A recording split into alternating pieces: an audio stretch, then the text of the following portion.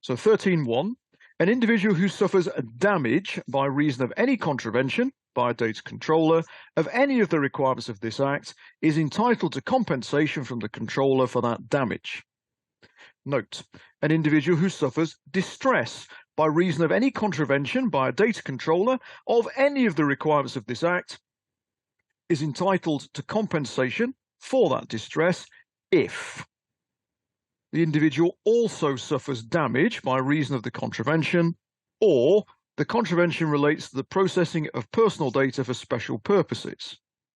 Essentially, it relates to the browser-generated information of 4.4 million users of Apple's Safari browser.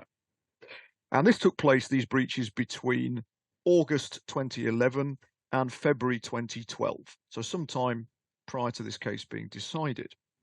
And essentially, this affects people who were iPhone users at the time, almost certainly me and possibly you as well.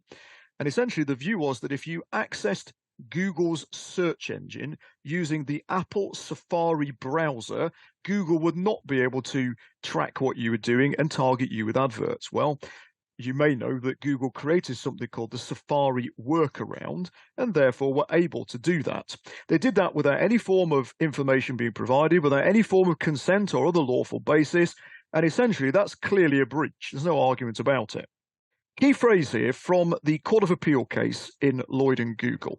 The judge says, I understood it to be common ground that the threshold of seriousness applied to Section 13, that's obviously under the old law, as much as to misuse of private information.